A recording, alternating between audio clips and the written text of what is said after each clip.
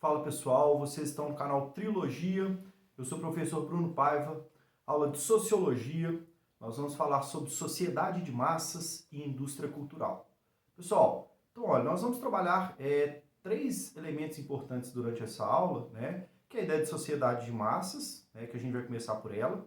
Depois a gente vai perceber como que essa sociedade de massas gera uma percepção de uma ideia sobre o conceito de cultura de massa, tá?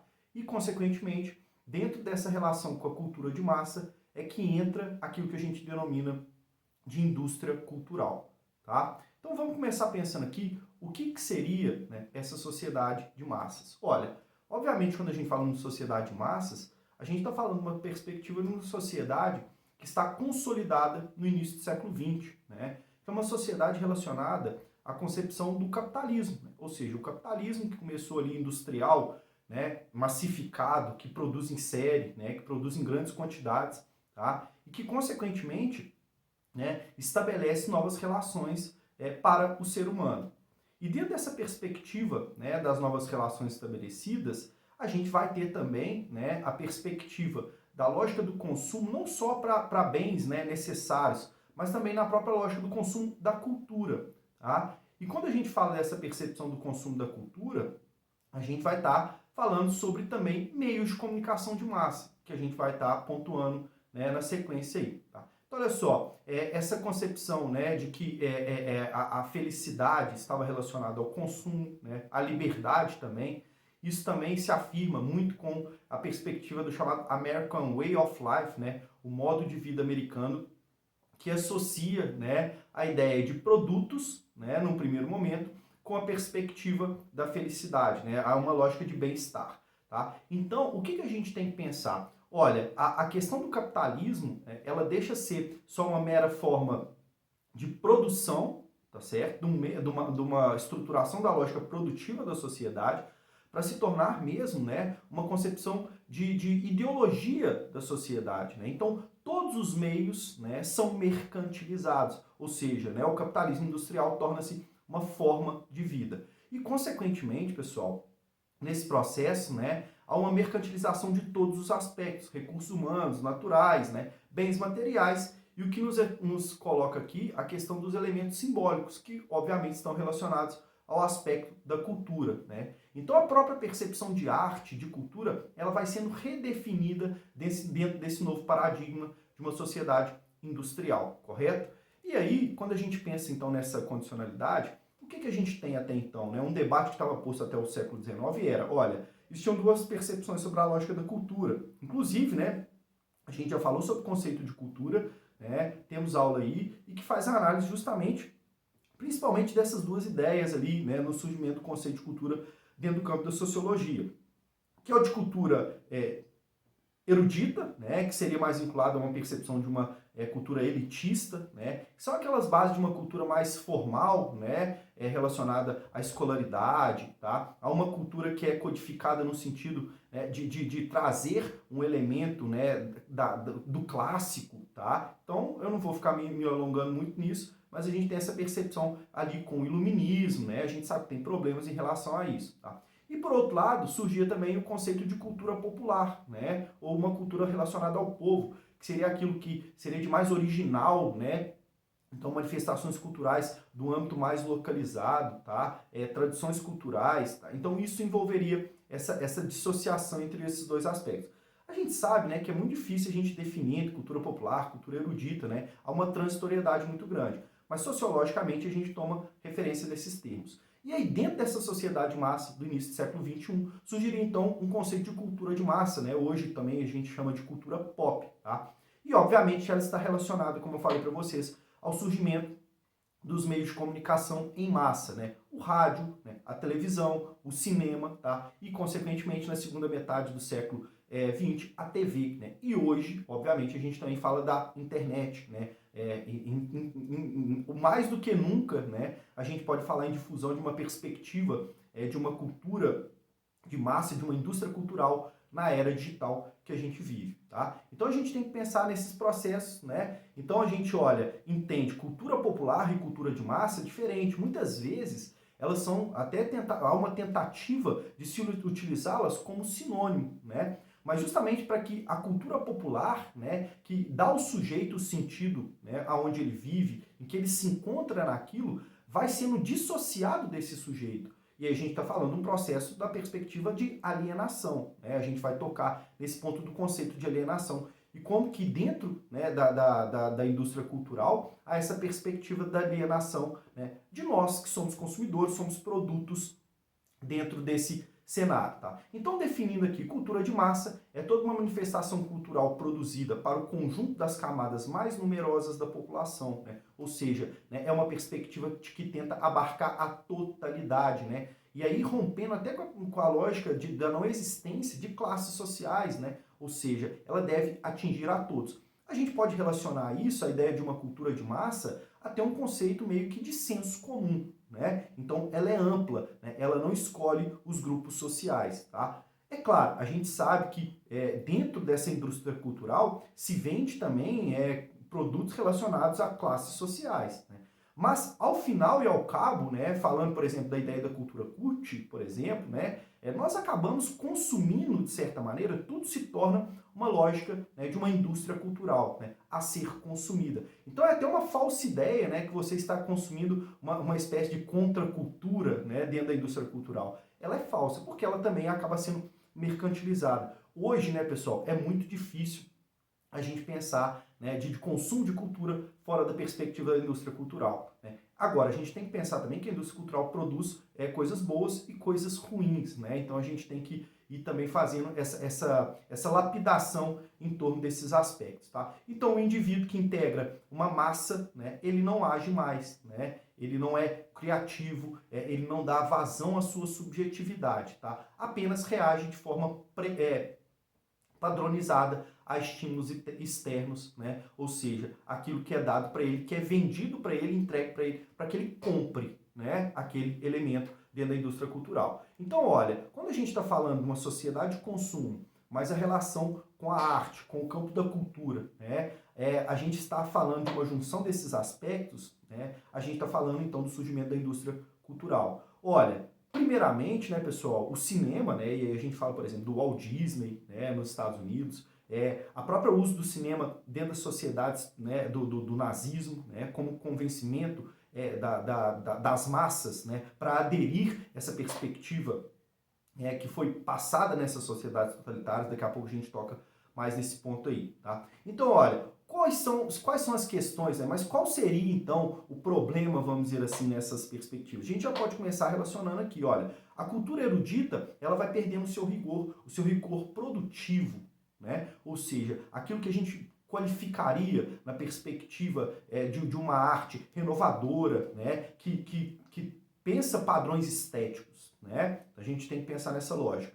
A partir da concepção da cultura popular, né? Ela vai perdendo a espontaneidade, ou seja, ela vai também, né, se tornando uma perspectiva de um produto, né? Olha, vamos pensar aqui rapidamente já um exemplo disso. Pensem no sertanejo, né? Hoje nós temos o tal do sertanejo universitário, né, que seguia aí por onomatopeias repetitivas, né? Eu quero tchu, eu quero tchá, eu quero tchu, tchá, tchu, tchá, essa coisa como um todo, né? Bará, bará, bará, berê, berê, berê. Olha, isso são coisas que colam, né? E não há uma produção, digamos assim, que possa ser concebida numa lógica qualitativa, né? Ela serve para ser vendida, né? Agora pensa lá, Tião Carreiro e Pardinho, né? Então, como que você tem uma técnica aprimorada e apurada, né, de voz, né, de uma simplicidade na viola, para produzir algo, né, que a gente qualificaria no sentido do cantar o popular, né, de cantar o sertanejo, tá? Então a gente pode ter um sentido comparativo breve a partir disso. Então perderia essa espontaneidade, ela seria agora comercializada, tá? Nesse sentido, essa cultura de massas, ela deve ser uniformizada, né? Os sujeitos devem consumir da mesma maneira, e isso também vale, né, para quando a gente pensa em vendas de artigos, né, de tênis, de roupas, né, entre vários outros produtos que a gente consome no cotidiano, né, e pensando como que dentro dessa relação, né, as marcas, né, tornam-se até mesmo uma perspectiva de a qual grupo você pertence, né. Hoje, né, o cyberespaço, a cybercultura, né, essa percepção das tribos também vão construindo essa lógica.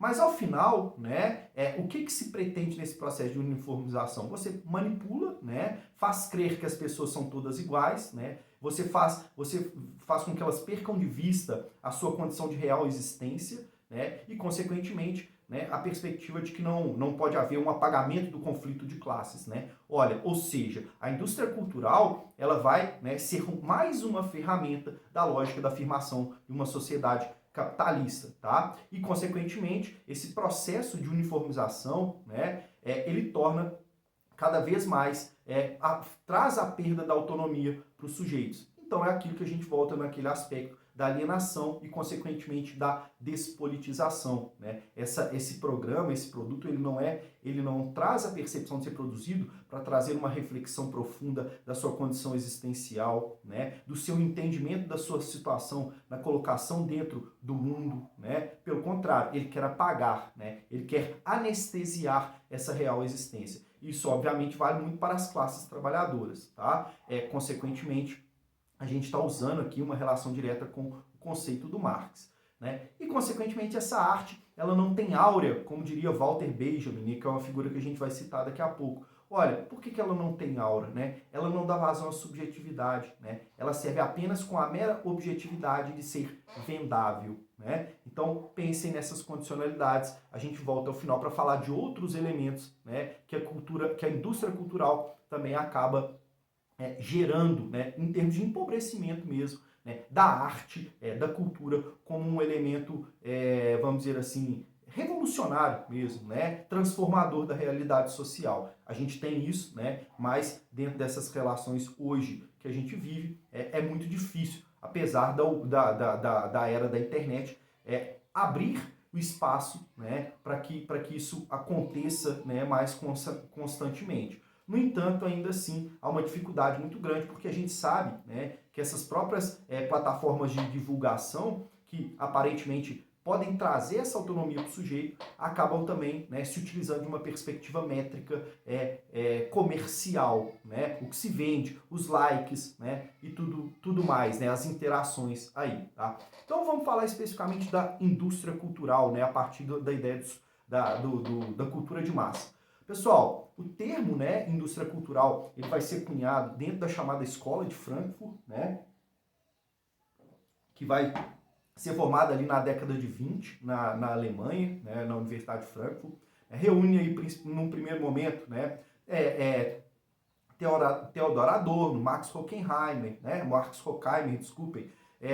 A gente tem figuras que depois se juntam a isso, Walter Benjamin, né, e Herbert Marcuse. Mas o termo, né, indústria cultural, o conceito em si, ele vai surgir nesse livro, né, A Dialética do Esclarecimento, do Adorno e do Horkheimer, lançado em 1947. Pessoal, então vamos pensar aqui uma definição, né, da síntese no que seria essa indústria cultural, tá? Vai referir-se à capacidade da economia capitalista para produzir bens culturais como mercadoria em massa, larga escala, o Fordismo que se apresenta, né, nesse cenário, que toma todos os aspectos da vida. Olha, a gente tem que pensar a Escola de Frankfurt, né, como uma perspectiva de uma análise marxista, mas o interessante é que o que a Escola de Frankfurt está trazendo muito de inovador dentro da perspectiva do marxismo? Né? Basicamente, o marxismo se guiava por aquela lógica da análise das condições materiais. Né? Elas são as geradoras da desigualdade social, né? Do processo de apropriação do trabalho. Tá? Aqui, o que esses teóricos estão falando? É necessário que a gente olhe, né, também para o campo da cultura, né? O campo da significação dessa sociedade.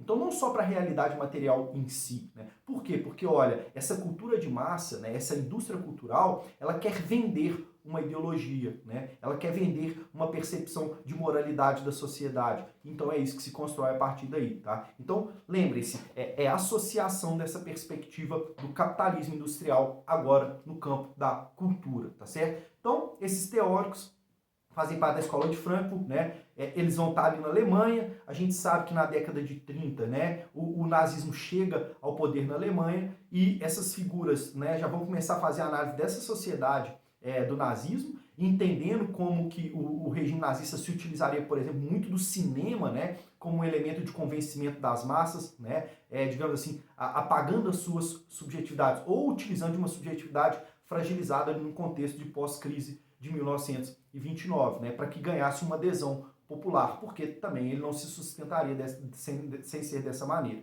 Eles são perseguidos, né, e eles vão acabar indo para os Estados Unidos. E ali, quando eles chegam nos Estados Unidos, eles se deparam com uma sociedade bem diferente, bem distinta, né, em termos de valores, da sociedade europeia, né? Ali nos Estados Unidos, o rádio, né, pessoal, já era muito utilizado desde a década de 20, né? O próprio governo norte-americano se utilizou do rádio como uma ferramenta de sondagem, por exemplo, para ver se a população apoiava a participação dos Estados Unidos em conflitos armados, tá? Para ver qual era a adesão nesse sentido. E claro, a gente está falando também já do cinema hollywoodiano, né? Como se vendia toda essa estrutura de um modo de vida, de uma percepção da felicidade, e ligada àquele conceito que eu falei lá atrás do American Way of Life, um modo de vida americano, né? Abra a felicidade, abra uma Coca-Cola, tá? Não se esqueçam dessa percepção. Eu acho que eu tô brincando aqui, mas isso dá uma dimensão aqui, a gente volta nisso, né? Não se vende muitas vezes o produto, né? Se vende a imagem que se associa àquele produto, tá? Então, na era da indústria cultural, o indivíduo, né, já não é um ser que escolhe, né? Cria-se a falsa percepção da escolha, mas na verdade não, né? Ela já está pré-determinada. Tá? Então, ele não decide autonomamente. O conflito entre impulsos e consciência se resolve com adesão acrítica aos valores impostos, esses valores que são massificados aí. Né? Então, né, definição do Adorno. Né? O que antes os filósofos chamavam de vida foi reduzido à esfera privada e logo do puro e simples consumo, que já não é mais do que um apêndice do processo material de produção econômica, sem autonomia e sem substâncias próprias. Tá? O ser humano agora está nas mãos de uma sociedade que o manipula e o ilude. O consumidor, ele não é soberano, né?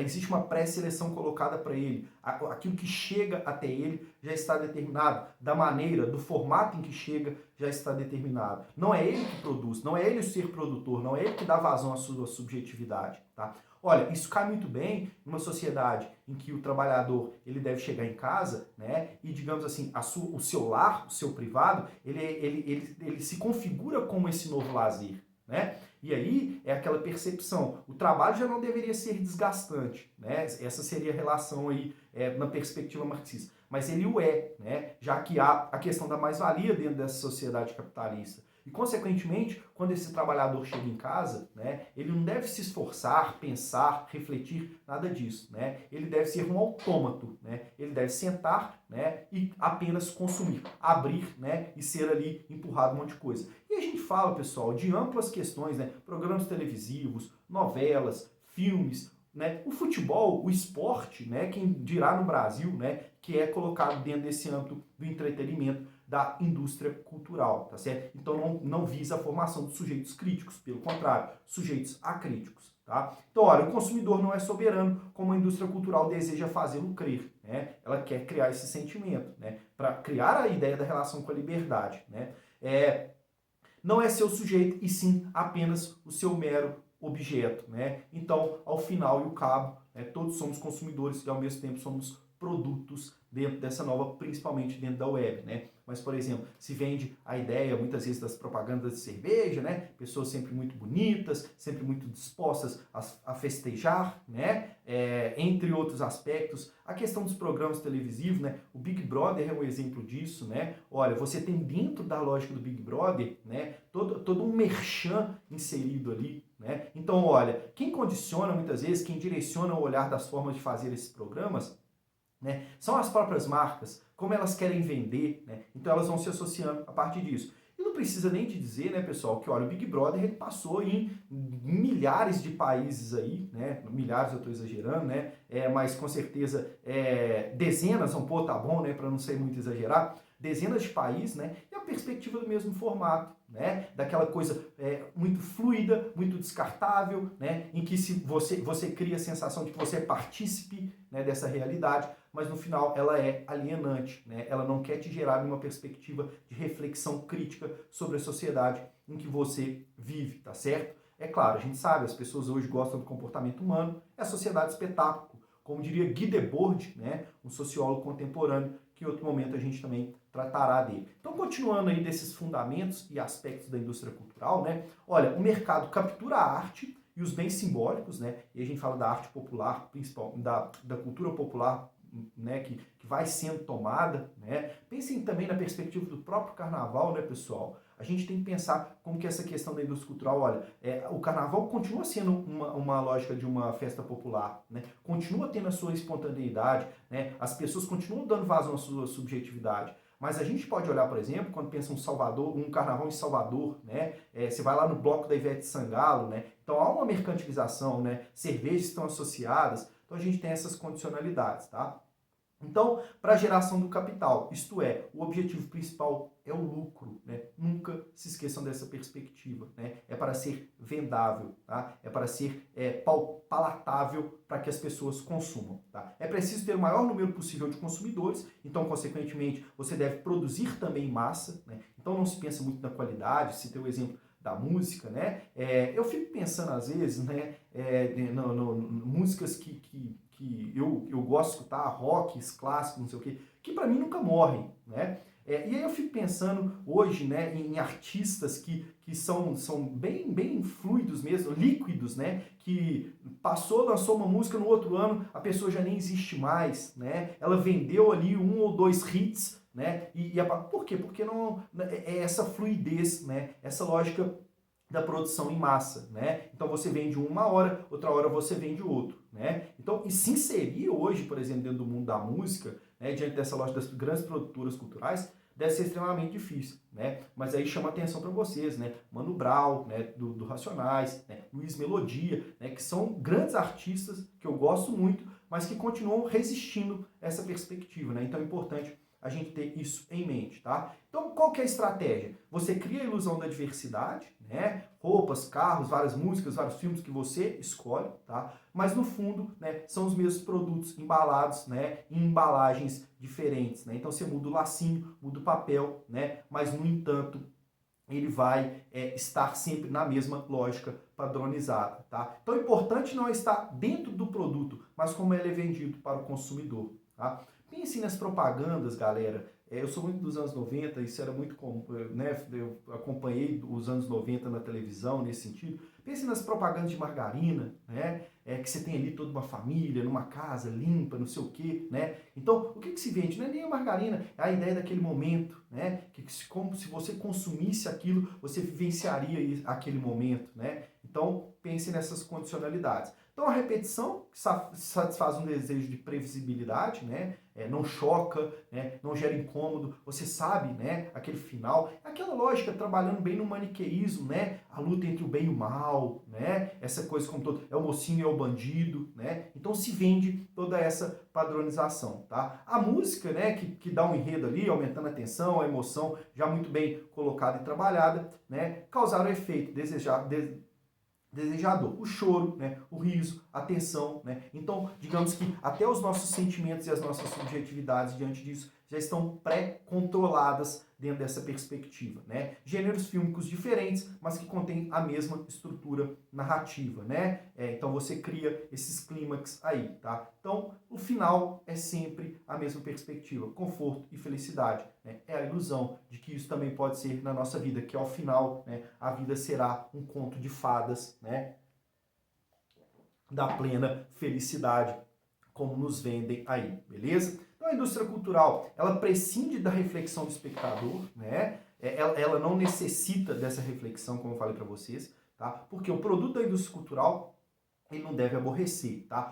Quanto menos esforço para a reflexão, melhor. É aquilo, olha, o trabalhador está cansado, né? Então ele não quer, ele vai apenas ser um depositário dessa lógica da informação. Isso vale, inclusive, né, pessoal, para a perspectiva jornalística, quando a gente fala, né, essa lógica massiva. Tudo é passado de forma rápida para que não, né, se tenha tempo de refletir ou devagar, né? O fluxo é constante, a produção é massiva. Não se deve levar o indivíduo a contestar a situação vivida. Pelo contrário, né, aceitá-la, óbvio, de uma maneira da falsa compreensão do real, disso que a gente sempre coloca como conceito de alienação, né? E aí, por exemplo, pensem essas grandes produções hoje da Marvel, né? Que você vai tendo toda a história, uma ligada à outra, um filme, né? Que já termina deixando em aberto a lógica para um próximo filme, né? Você através desses personagens, você vende os produtos, né? Então, toda essa lógica da indústria cultural, né? Então, isso tudo é um funcionamento pleno, né? Apresenta-se um ideal de vida alcançável e distante da realidade, né? Então, você não trabalha com o real, o que se vive, né? Você pega, por exemplo, nos anos 60, 70, 80, se trabalhava muito com a questão, né, da guerra espacial, né? Da ficção científica, tá? E isso continua valendo ainda, né? Então se fala de um tempo ainda não existente. Por quê? Porque a realidade, ela muitas vezes não deve ser tematizada, tá certo? Então entrega-se aos produtos da indústria cultural para fugir da realidade. Então é aquilo que eu já falei, trabalha as 40 horas por semana, né, para relaxar e divertir, né, não pode gerar o desconforto, é uma busca, o refúgio na diversão, né? É aquela percepção, né, torna-se meio que a lógica do ópio do povo, né? Você alivia o seu sofrimento, a sua real condição material, né, se esquecendo dela a partir do contato com essas mass mídia, né, com essas mídias de massa. Fuga de uma vida tediosa, monótona e opressiva do trabalho cansativo, né? Alienação através do consumo é uma escolha do próprio espectador, né? Se cria essa perspectiva, né? Tento me reconhecer muitas vezes no herói, né? Na obra ali, essa perspectiva da catarse, né? Que eu posso realizar esse ato de heroísmo, né? E você fica com aquela sensação guardada, né? Enfim, alienante ao mesmo tempo. Fuga ou aceitação. Não posso fazer nada sobre a minha vida, logo, né? Eu não penso, né, existo, logo eu assisto, né, nesse sentido, né? Consumidor opta pelo prazer fácil, né? Então, olha, a saída, né, nessa perspectiva, claro, né? Trazer formação de cidadãos mais críticos, né? Que consigam perceber, né, o quanto essas produções relacionadas aos grandes meios de comunicação, elas estão vinculadas a essa percepção de uma sociedade capitalista, né, do consumo contínuo e como que isso é vendido, né? É claro que as pessoas não têm essa clareza, tá? Então, sob os efeitos da massificação da indústria do consumo de bens culturais, as artes, né, ou seja, a ideia da cultura como um todo, acabam perdendo 3 características fundamentais, né, são as suas principais características. No que diz respeito à expressão, né, então ela não é criativa, né, ela é apenas reprodutiva e repetitiva, né, os padrões, como a gente já falou, tá? As características do trabalho, né, de criação, tá? Então elas estão voltadas para o consumo, né? Não é a perspectiva da arte por fazer a arte no seu sentido libertador, né, de ser expressão, né, de um sentimento, né, de uma subjetividade. Não, ela tem que ser voltada para o consumo, né? Então, sei lá, um tipo de música, né? Pensa em um artista, o cara às vezes, esses The Voice da vida, o cara sempre cantou rock. Aí chega lá, vira cadeirinha, vira o cantor sertanejo, vira cadeirinha para ele, né? Aí o cara fala, olha, não, que isso, você cantava rock? Não, mas se você vai se dar bem, é no sertanejo, né? Vamos moldar, né, a sua lógica artística, o cara lá gosta do rock and roll, mas o que ele pensa? Ele quer vender, ele quer se, obviamente, na sua condição de existência, de vida, né? Não estou criticando nesse sentido, né? Mas se transforma a sua percepção da arte, da música, a partir disso, né? Então você cria um evento e ele deve ser consumido. Característica de experimentação do novo, né?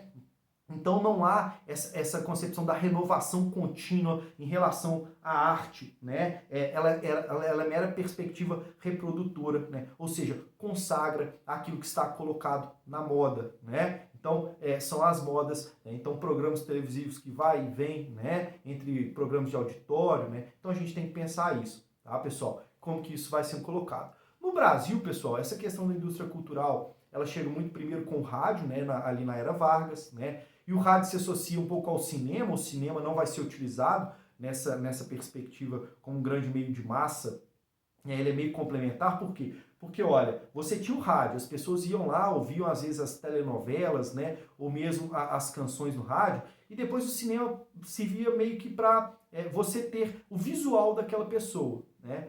Então a gente tem essa condicionalidade. Ali, a partir da era JK, né, na década de final de 50, 60, com a questão do impulso da produção de eletrônicos, eletrodomésticos no Brasil, a televisão começa a se fazer presente. Acredito ali que no final dos anos 80, a gente já pode falar que a televisão ela está praticamente em todos os lares brasileiros, né, chegando com suas programações, e, consequentemente, os problemas que advêm dessa perspectiva da própria lógica da concessão, né, das transmissões aí, que são públicas, né? Então acho que isso é um debate que a sociedade brasileira precisa fazer, né? A gente não vê televisões comunitárias tendo espaço dentro dessas concessões públicas, né? Então a gente tem que buscar construir, fazer com que essa perspectiva da comunicação no alcance global, né, sirva como instrumentalização para a transformação da sociedade, né? E não para a mera, digamos assim,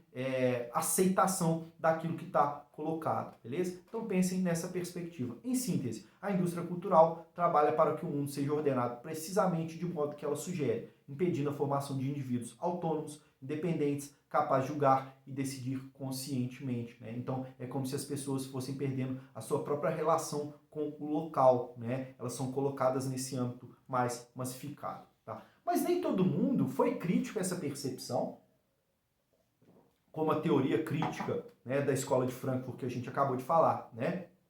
Na segunda metade do século XX, eu vou destacar aqui para vocês um pensador canadense chamado Marshall McLuhan, né, e que ele tem uma perspectiva otimista dos meios de comunicação de massa, né? Ele fala da ideia de uma aldeia global, né? Que, olha, o senso positivo disso é que nós estaríamos todos integrados, né? Essa simultaneidade das informações que nos colocaria, nos aproximaria das pessoas extremamente distantes, né? E que, consequentemente, isso faz com que a gente compartilhe modos de vida, né? Traços culturais, tá? Então, gera essa perspectiva de uma aproximação sociocultural. Isso que ele está falando, né, chama-se a perspectiva da aldeia global. Olha, dentro dessa aldeia global, consequentemente, nós alteraríamos as nossas significações em relação à vida e, consequentemente, nós estaríamos também, através dessa nova percepção, transformando a nossa realidade, né? Essa realidade seria transformadora, né? Junta-se a esse conceito e numa visão também otimista, né? Pierre Lévy, né? Que é um sociólogo francês, né? E ele vai cunhar muito a percepção do chamado cyberespaço, né? E que dentro desse cyberespaço, né, dessa rede interligada de computadores aí, né, você tem a formação da cybercultura, né? Em que se consome, claro, as coisas muito rápidas, né? Então a gente tem que pensar nessas condicionalidades. Mas eles veem esse sentido de forma positiva, né? E aí a gente tem que pensar, né, de acordo com movimentos que a gente teve, né, a chamada Primavera Árabe aí, em 2012, 2011, né, ela dá um sentido, olha, as pessoas romperam, né, com regimes ditatoriais instalados nesse país, Egito, né, Líbia, entre outros, através do uso das redes sociais. Então ela abre-se essa perspectiva, né? E como o Pierre Lévy está colocando, né, essa nova lógica, ela faz com que nós não sejamos só consumidores, né, mas também sejamos produtores de conteúdo, né? Então há sim essa perspectiva, essa possibilidade, tá certo? Aí são debates que a gente tem que ir colocando, né, já na pós-modernidade, das identidades fluidas, né, positivas ou negativas. Entendo eu, né, que há duas maneiras de olhar sempre, né? Mas o que eu acho que a gente não pode deixar de perceber é a necessidade de um exercício crítico quando a gente se depara, né, nessas perspectivas da indústria cultural, tá? Então um abraço para vocês, tchau, tchau, fui!